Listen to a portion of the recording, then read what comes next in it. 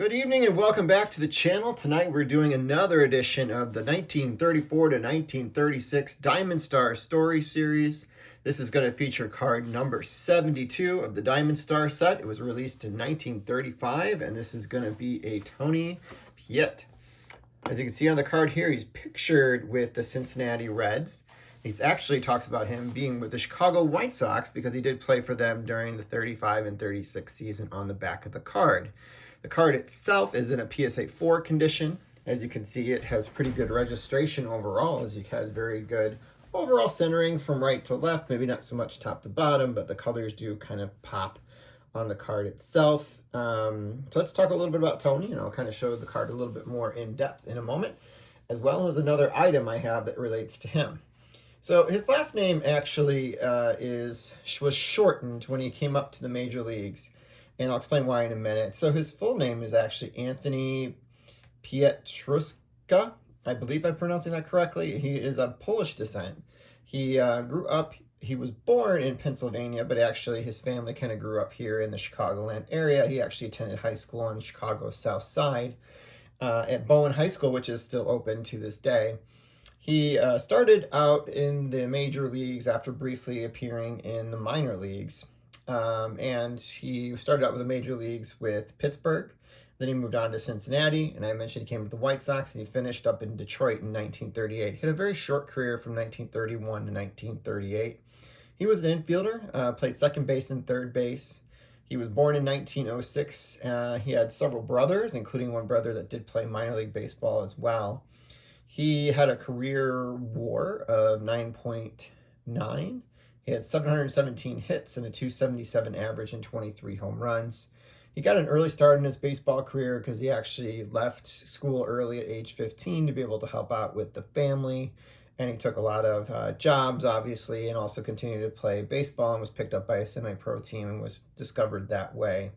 His best season in Major League Baseball was when he tied for the league lead in games played with 154. He actually tied with some of his teammates, a team that featured 4 Hall of Famers in the starting lineup, and that was the Pittsburgh Pirates at that time, which had Piet Traynor, both the Wayner brothers, and Archie Vaughan were all part of the starting lineup, and Tony was a part of that team as well. That's his best season, actually, was in 32, when he hit 282, had 7 home runs and 85 RBIs, and actually was second in the NL with stolen bases of all of 19. He was able to bat .323 in 1933, but didn't appear in many games at that point. So his name was shortened, and this is how he was just known for the rest of his career, as Tony Piet. Because in the Forbes Field scoreboard, they couldn't fit his entire last name. So he shortened his name for that reason alone. And that's what he was known as thereafter.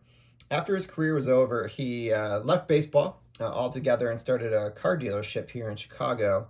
It was called Pontiac City on Western Avenue on Chicago's South Side. It stayed open for many, many, many years. The phrase that kind of went with the store itself is you can shop for it anywhere, but you'll buy it at Piet's. And that was kind of like the big thing, is that this is the best place to buy, and that's kind of what they went with, as sort of like their selling ploy to be able to get people to come in. From what I was able to read, the store itself, the dealership had like floor-to-ceiling pictures of baseball players that played during his time, and some current White Sox players too, throughout the dealership. So it had a very baseball infused theme throughout the entirety of the dealership. He was also known for helping to establish the formal Little League here on Chicago's South Side in the Chicago area, which obviously grew to kind of be more the formal Little League that is still in play to this day. And he also actually helped found the first women's softball team. So he was definitely a big baseball fan and continued to kind of be involved with baseball on the amateur level after his career, even though he wasn't affiliated with any major league club in any sort of scouting capacity or coaching capacity. He passed away in 1974 from like a heart ailment. He was already like he was at a hospital in Hinsdale because I think his health was kind of deteriorating at that point. And Hinsdale's obviously a suburb here of Chicago, and he passed away.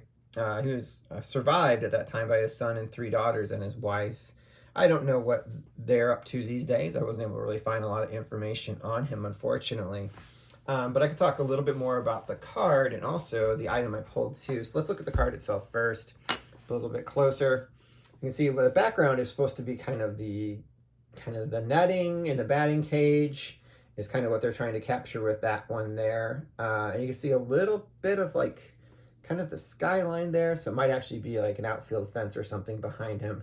It's not entirely clear what they're trying to capture with this image, other than just trying to be able to capture a series of colors that kind of helped pop the card pop.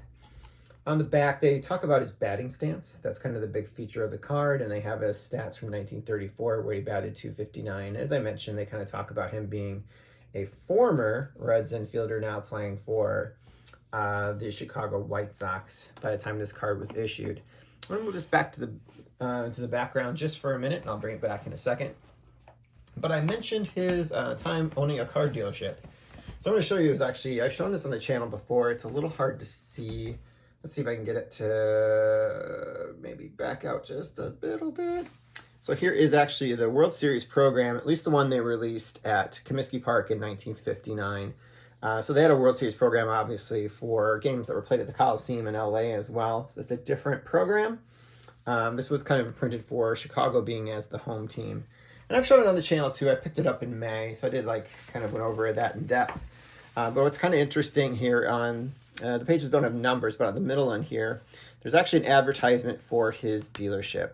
So it's a little hard to see. Let me tilt the camera so you can get a little bit closer. They have a picture here of him when he was playing with the White Sox in the 1930s.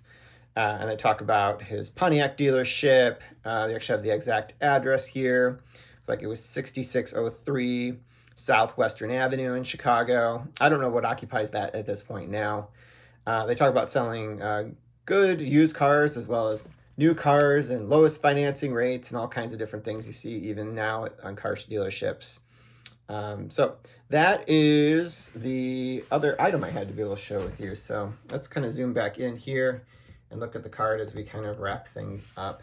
So here's Tony, and that is his 1935 Diamond Star card. I will be back again hopefully next month with another Diamond Star card. Maybe one I'll pick up at the Chicago Sports Spectacular coming up next weekend. If not, I will find another one from my collection. So hope you guys enjoyed, and I will be back this weekend.